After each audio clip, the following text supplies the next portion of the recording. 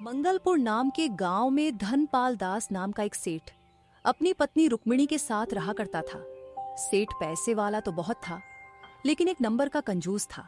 उसकी पत्नी बहुत भोली भाली थी।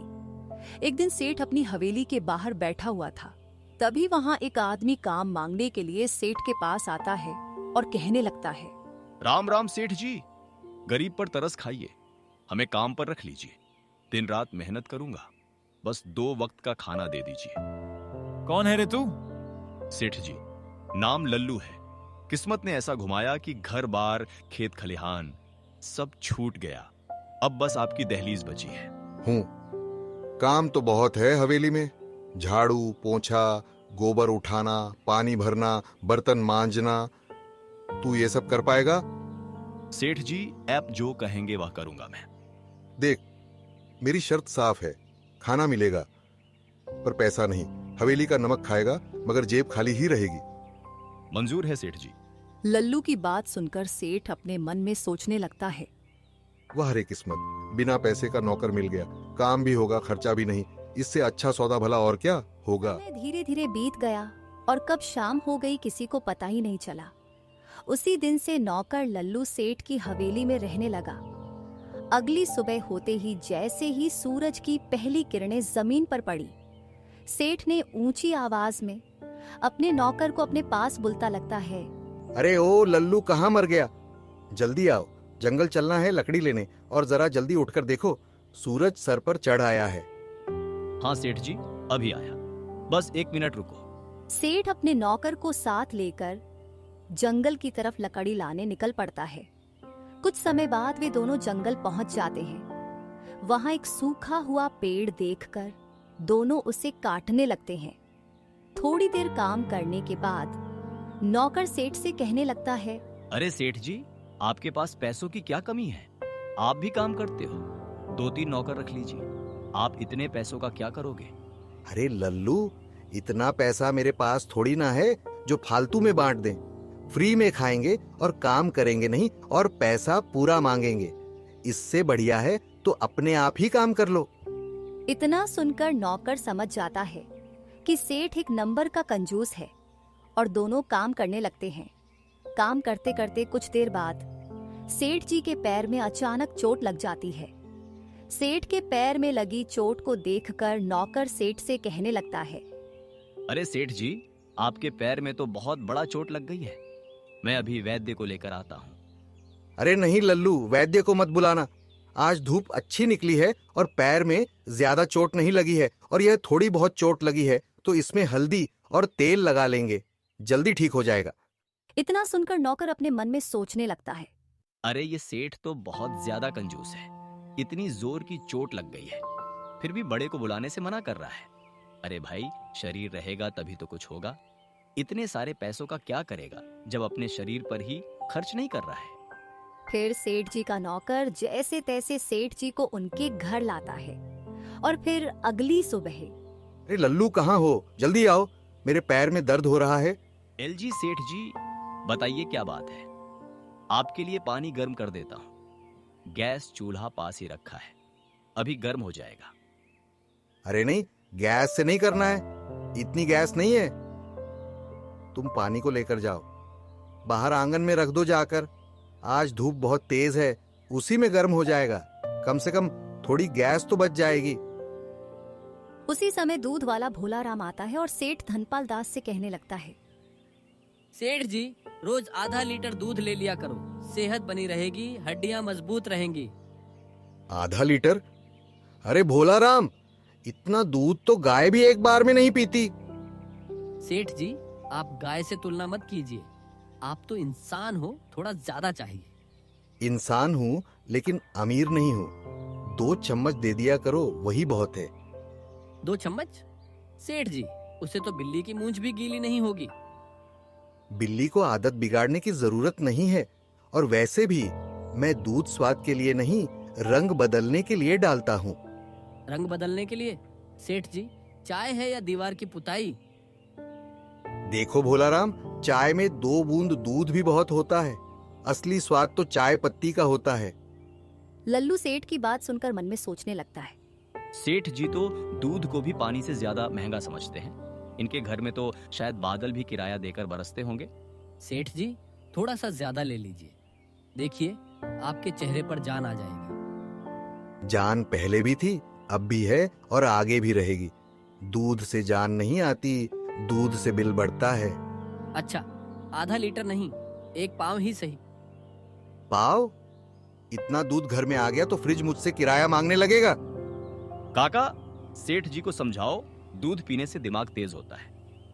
अरे, मेरा दिमाग पहले ही तेज है, तेज इतना कि खर्च होते पैसे भी दूर से पहचान लेता है। ठीक है सेठ जी, आज 2 चम्मच ही दे देता हूँ। कल देखेंगे, शायद आपका दिल थोड़ा बड़ा हो जाए।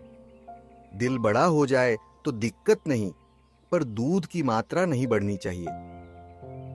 लल्लू मन में वो बात सुनते ही मैं सोचने लगता है, भगवान करे सेठ जी का दिल नहीं, कम से कम चम्मच ही बड़ा हो जाए। ठीक है सेठ जी, मैं जाता हूँ। कल से आपके लिए 2 चम्मच दूध देने आऊंगा। इतना कहकर भोलाराम सेठ के घर से चला जाता है। सेठानी सेठ जी की कंजूसी देखकर बहुत ही परेशान थी। फिर वह सेठ के पास आकर कहने लगती हैं, अरे सुनते हो, घर में घी बिल्कुल खत्म हो गया है। आज बाजार जाते वक्त जरा घी ले आना। सेठ जी के कानों में जैसे घी नहीं, सीधे खर्चा शब्द घुस गया। घी? अरे वाह, क्या आज कोई त्योहार है? इतनी महंगाई में घी की याद कैसे आ गई? त्योहार नहीं है, रोजमर्रा का सामान है। कल से रोटियां सूखी सूखी लग रही हैं। रोटियां सूखी थीं, पर सेठ जी का दिल उससे भी ज्यादा सूखा था। सूखी लग रही है तो पानी पी लिया करो, रोटी को घी की क्या जरूरत? वाह जी वाह, कल तुम ही कह रहे थे दाल में स्वाद नहीं है। स्वाद नहीं है तो मिर्च ज्यादा डाल दो, घी डालना कोई जरूरी थोड़ी है। डॉक्टर ने घी खाने को कहा है, तुम्हारी सेहत का सवाल है।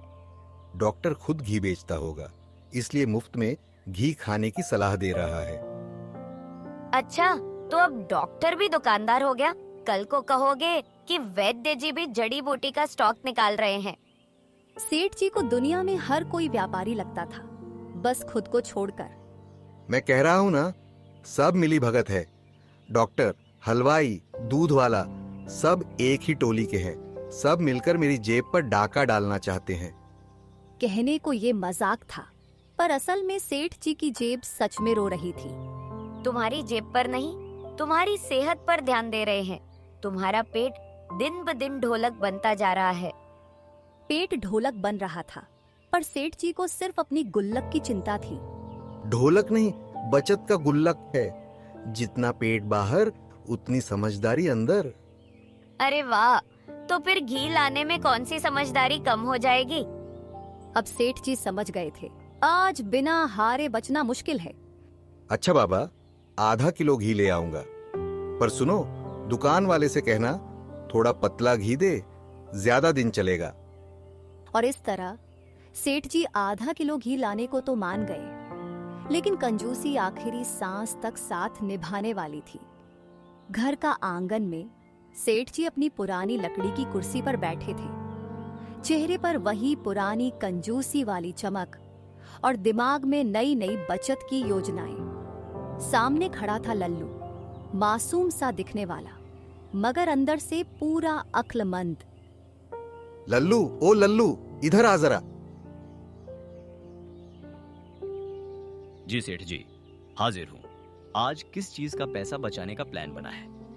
लल्लू को पता था कि सेठ जी जब इस अंदाज में बुलाते हैं तो या तो कोई नई कंजूसी निकलने वाली है या कोई नई मुसीबत। देख लल्लू, मैं रोज दूध खरीदता हूँ, पैसे जाते हैं, दूध पीते पीते खत्म हो जाता है। सोच रहा हूँ दूध रोज खरीदने से अच्छा है एक गाय ही ले लें। सेठ जी, ये तो बड़ी बात सोच ली आपने, पर गाय पालना सस्ता थोड़े ही पड़ेगा। अरे नहीं नहीं, गाय खुद घास खा लेगी, दूध मुफ्त में दे देगी और ऊपर से गोबर भी मिलेगा। ईंधन अलग से नहीं खरीदना पड़ेगा। सेठ जी को लगता था कि गाय कोई चलता फिरता एटीएम है जिसमें बस बटन दबाओ और दूध निकल आए। सेठ जी, गाय को भी खाना देना पड़ता है, चारा, पानी, देखभाल, वो कोई मशीन थोड़ी है। अरे, घास तो खेतों में मुफ्त की पड़ी है, मैं खुद चरवा दूंगा उसे। और सेठ जी, अगर गाय बीमार पड़ गई तो दवाई वैद्य सब खर्चा होगा। बीमार? अरे नहीं, मैं तो रोज उसे समझाऊंगा, गाय माता बीमार मत होना, खर्चा बढ़ जाता है। सेठ जी को लगता था कि दुनिया में हर चीज समझाने से चल सकती है, बस खर्चा ना आए। लल्लू मन में बुदबुदाते हुए, सेठ जी गाय को भी मुफ्तखोर समझते हैं। लगता है कल से मुझे भी बिना तनख्वाह के काम करना पड़ेगा। सेठ जी, मान लो आपने गाय ले भी ली, तो उसे बांधने की रस्सी, बाड़ा बनाने की लकड़ी और रोज उसकी सफाई, ये सब कौन करेगा? अरे वही तो तुम करोगे लल्लू, तुम्हें काम का एक्स्ट्रा अनुभव मिलेगा, और अनुभव तो मुफ्त में मिलना चाहिए ना। सेठ जी, एक बात बताऊं, अगर गाय सच में इतनी सस्ती होती तो गांव में हर कोई सेठ बन चुका होता। ये बात तो सही कही तूने। सेठ जी पहली बार महसूस कर रहे थे कि बचत की हर तरकीब काम नहीं करती। कुछ चीजों की कीमत पैसे से नहीं, समझदारी से चुकानी पड़ती है। चल ठीक है लल्लू, आज दूध ही ले आते हैं, पर कल से मैं फिर कोई सस्ता तरीका सोचूंगा। लल्लू मन में सोचता है, हे भगवान, कल फिर किसी नई मुसीबत के लिए तैयार रहना पड़ेगा। अगली सुबह सेठ और लल्लू गाय खरीदने जाते हैं। सेठ जी, जरा इस गाय को तो देखिए, एकदम तगड़ी है, सेहतमंद है, रोज पूरे 5 लीटर दूध देती है। हम दूध तो ठीक है, पर शक्ल से तो बड़ी सुस्त लग रही है, कहीं दूध में पानी तो नहीं मिलाती? अरे सेठ जी, गाय है या दूध की मशीन? ये पानी नहीं, दूध ही देती है, एकदम शुद्ध। अच्छा बताओ, कीमत क्या रखी है? ज्यादा नहीं, बस 5,000 रुपए। अरे बाप रे, 5,000? इतने में तो मैं आधा खेत खरीद लूं। सेठ जी, खेत तो सूखा मिलेगा, ये गाय रोज कमाई करवाएगी। कमाई करवाएगी या मुझे ही चरने भेज देगी? चलो 500 में दे दो, आज पहला ग्राहक हूँ। 500 में तो सेठ जी यहाँ रस्सी भी नहीं मिलती, इतने में तो बकरी भी नहीं मिलेगी। तो बकरी ही दे दो, दूध थोड़ा कम चलेगा, पर खर्चा भी तो कम होगा। सेठ जी, बकरी का दूध चाहिए या सेठानी जी को रोज गुस्सा पिलाना है? अरे गुस्सा तो वो वैसे भी पिला देती है, दूध का काम तो तुम ही देख लो। चलो मजाक छोड़िए, आखिरी बताइए कितना दे सकते हो? चलो 800 दे देता हूँ, ऊपर से एक मिठाई भी खिला दूंगा। 800 में मिठाई तुम खाओगे, गाय नहीं मिलेगी। तो 1000? इतना तो मेरी जेब भी रो रही है। देखो सेठ जी, गाय सस्ती नहीं होती, पर तुम्हारी इज्जत रखकर 4,500 में दे देता हूँ। 4,500 सुनकर मेरी आत्मा कांप गई। चलो 2,000 में तय करो, वरना मैं सामने वाले हाट से डिस्काउंट वाली गाय ले आऊंगा। वहाँ डिस्काउंट में गाय नहीं, तुम्हें खुद बिक जाना पड़ेगा। अरे इतनी बेइज्जती? ठीक है, 3,000 आखिरी ऑफर। ठीक है सेठ जी, 3,000 में ले जाओ, पर वादा करो गाय को भूखा नहीं रखोगे। भूखा? अरे इसे तो मुझसे ज्यादा घी चारा मिलेगा, मैं खुद सूखी रोटी खा लूंगा। लो फिर सौदा पक्का, गाय तुम्हारी, दूध तुम्हारा। सेठ अपने मन में सोचने लगता है, वाह, आज तो बड़ा फायदे का सौदा हो गया। अब घर जाकर सेठानी जी को बताऊंगा कि 5,000 की गाय 3,000 में ले आया। सेठ और लल्लू गाय लेकर अपने घर की ओर रवाना हो गए। शाम ढल चुकी थी। हवेली के बाहर धनपाल दास आराम से चौकी पर बैठे थे। नई खरीदी हुई गाय पास ही खूंटे से बंधी घास चबा रही थी। सेठ कभी गाय को देखते, कभी अपनी जेब टटोलते, जैसे दोनों में तुलना कर रहे हों कि आज किसका पेट भरा है। अरे गाय, तू खा ले आराम से, आज तू खाएगी तो कल मैं तेरे दूध से चाय पीऊंगा। निवेश कर रहा हूं मैं, निवेश। उसी समय गली के मोड़ से एक पंडित जी हाथ में झोली लिए आते दिखाई देते हैं। उनके चेहरे पर भक्ति है और पेट में उम्मीद। नमस्ते सेठ जी, आज बड़ा शुभ दिन है। आज गौ सेवा का विशेष पुण्य होता है, दान दीजिए, घर में लक्ष्मी का वास होगा। सेठ झोली देखते ही सावधान हो जाते हैं, जैसे शेर को देखकर हिरण सतर्क हो जाता है। नमस्ते पंडित जी, पर एक बात बताइए, इस पुण्य में कोई डिस्काउंट ऑफर भी चलता है क्या? आज एक का दाम दो पुण्य वाला स्कीम है क्या? सेठ जी, पुण्य कोई बाजार की सब्जी है क्या जो भाव ताव करके लिया जाए? पुण्य तो दिल से मिलता है। सेठ दिल पर हाथ रखकर ऐसे खड़े हो जाते हैं जैसे अभी दिल निकालकर दान में दे देंगे। पंडित जी, मेरा दिल देखो कितना बड़ा है, पूरी हवेली जितना बड़ा दिल है मेरा। मैंने दिल से दान कर दिया, अब पैसे की क्या जरूरत? सेठ जी, दिल से देने का मतलब दिल खोलकर देना होता है, जेब बंद करके नहीं। अब सेठ धीरे धीरे अपनी जेब टटोलते हैं जैसे वहां से कोई चमत्कार निकल आएगा। दिल तो पूरा खुला है पंडित जी, पर जेब में हवा चल रही है। कल ही गाय खरीदी है, आज मेरी जेब खुद गौ सेवा कर रही है। अरे वाह, नई गाय ली है तो फिर तो दान और भी जरूरी हो गया। गाय के साथ पुण्य भी बांध लीजिए। पुण्य को बांधना होता है क्या? अगर रस्सी से बांध सकें तो मैं उसे भी खूंटे से बांध दूं, फिर रोज देखूंगा पुण्य बढ़ रहा है या घट रहा है। सेठ जी, अगर पुण्य बंध गया तो चोरी तो नहीं हो जाएगा? अरे पगले, पुण्य चोरी हुआ तो सीधा मेरे खाते से कटेगा। सेठ जी, मजाक छोड़िए, थोड़ा सा दान कर दीजिए, भगवान सब देख रहे हैं। भगवान जी, आपने सब देख लिया ना, मैं दिल से दान कर रहा हूं। आप कैलकुलेटर से मत जोड़ना, रजिस्टर में एंट्री मत करना। पंडित जी माथा पकड़ लेते हैं। सेठ जी, भगवान दिल भी देखते हैं और जेब भी देख लेते हैं। तो ठीक है, आज मैं आशीर्वाद ले लेता हूं, दान कल कर दूंगा। कल मेरा मूड भी अच्छा होगा और जेब भी। कल सेठ जी की जिंदगी का सबसे सस्ता दिन होता है जो कभी आता ही नहीं। कल तो आप फिर कहोगे आज पुण्य का ऑफ डे है। अरे नहीं पंडित जी, मैं झूठ थोड़ी बोलता हूं, मैं तो बस सच्चाई को सस्ता कर देता हूं। महंगाई के जमाने में सच भी तो महंगा हो गया है। अब पंडित जी मन ही मन भगवान को याद करते हैं। हे भगवान, ऐसा कंजूस कहीं ना बनाना, दुश्मन को भी इतना हिसाबी न बनाना। इस आखिरी दांव खेलने के लिए पंडित जी एक चाल चलते हैं। सेठ जी, मान लो आज आपने दान कर दिया तो आपकी गाय और ज्यादा दूध देगी। भगवान का आशीर्वाद सीधा दूध में उतरे।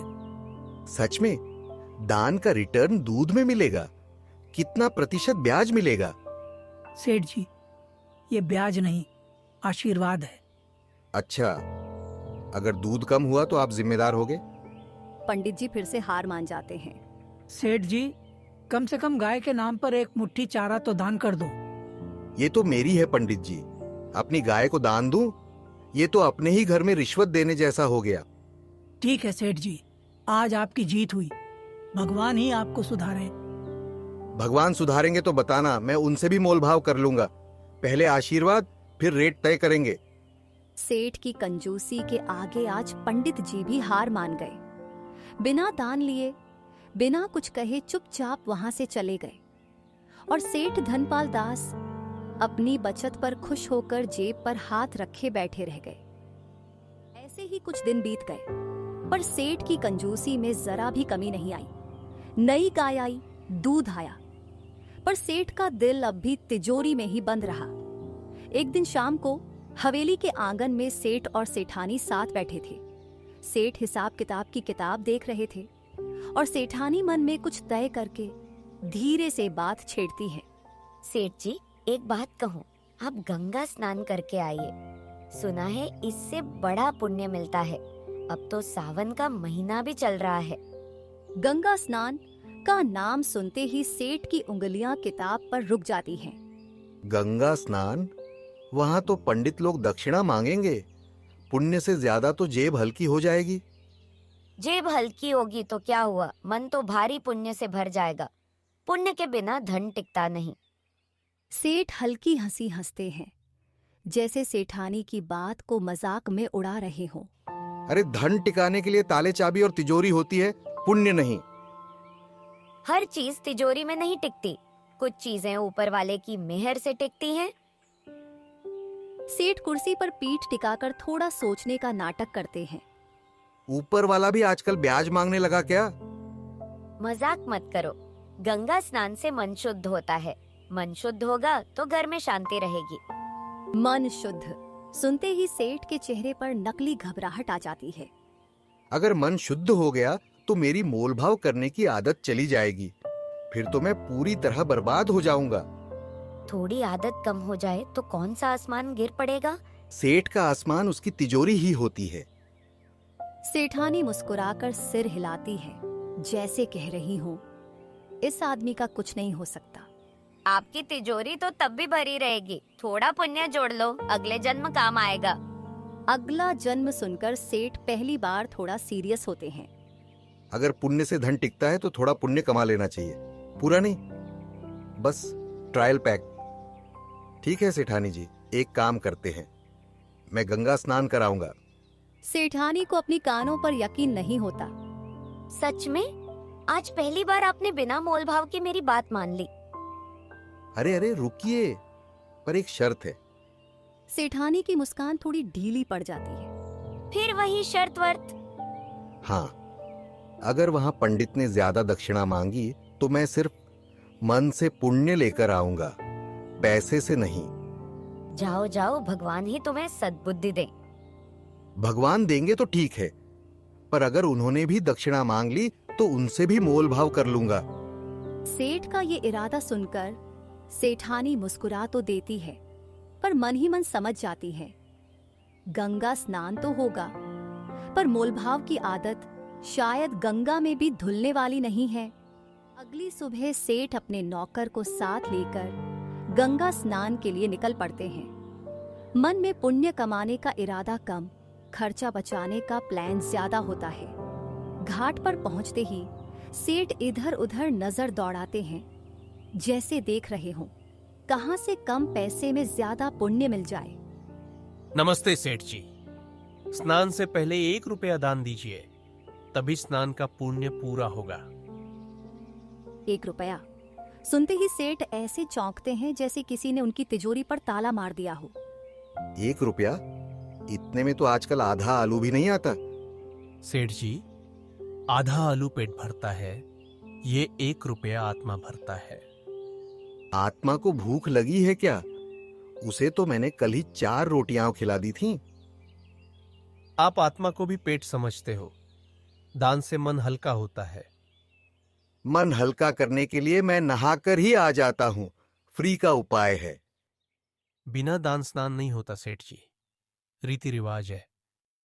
अच्छा, अगर मैं पूरा स्नान न करूं तो सिर्फ पैर धो लूं?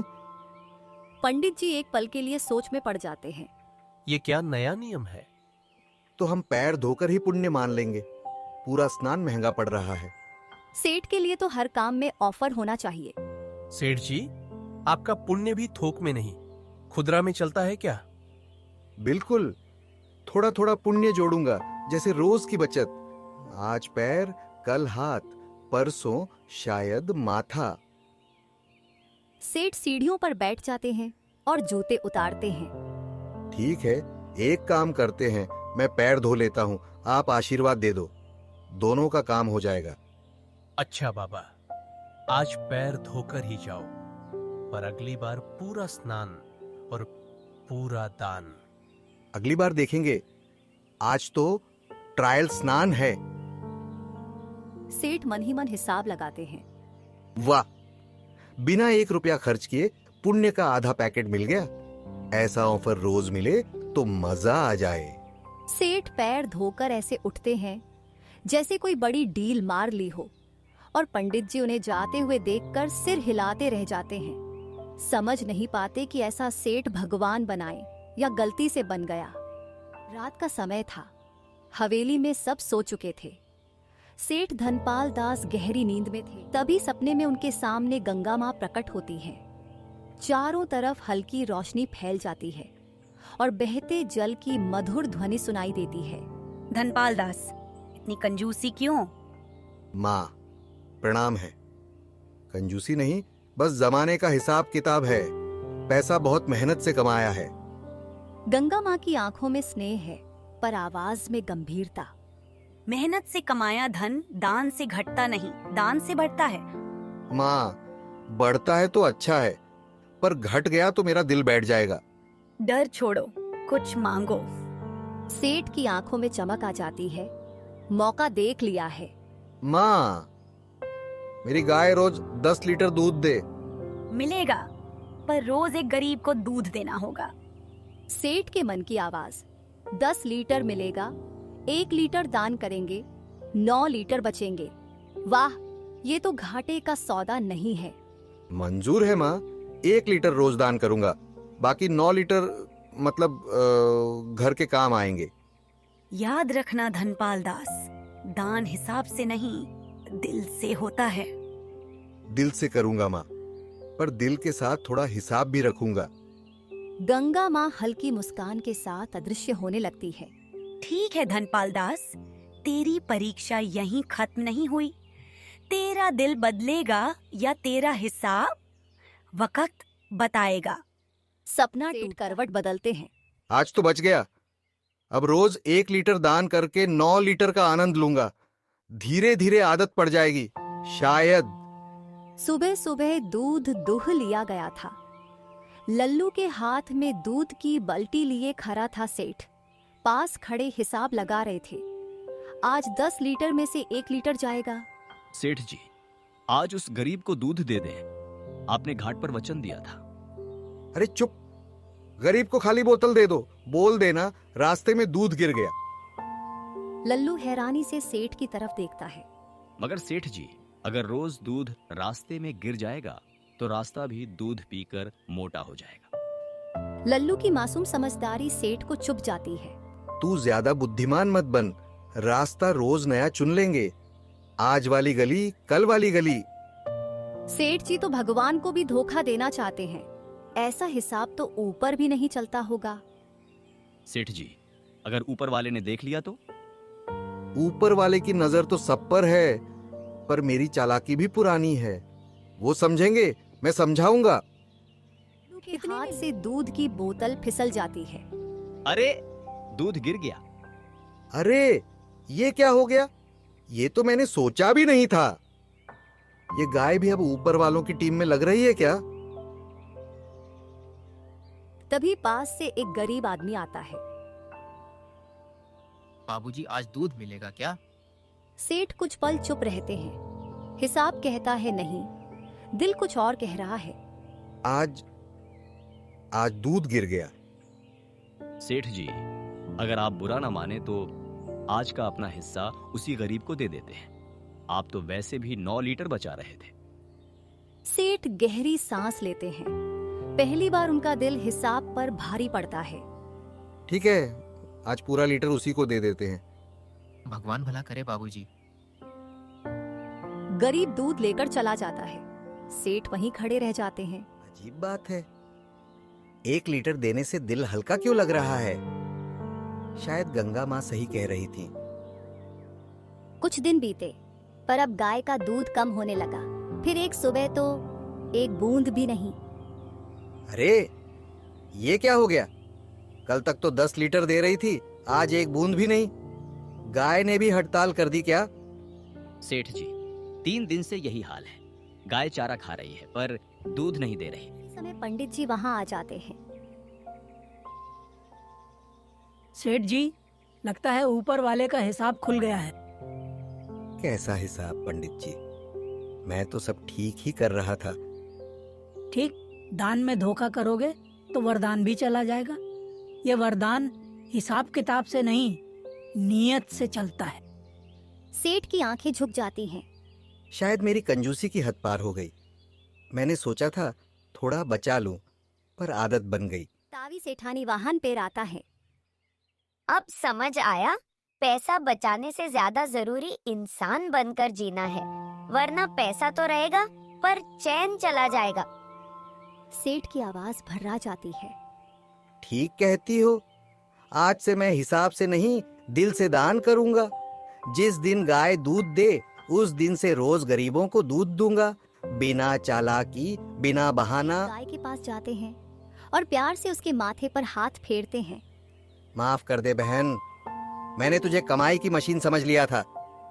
तेरे जरिए अपना दिल सुधारना था, पर मैं खुद को ही धोखा देता रहा।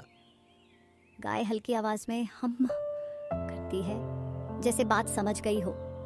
सेठ जी, शायद ऊपर वाले आपकी नीयत देख रहे हो। इस बार सच में निभाइए। इस बार निभाऊंगा, अब कंजूसी नहीं। अपने हिसाब में थोड़ी इंसानियत भी जोड़ूंगा। कहानी की सीख, जो इंसान पैसे को भगवान बना लेता है उसके पास पैसा तो होता है पर सुख नहीं होता, और जो दिल से देता है उसके घर में कमी नहीं, चैन उतर आता है।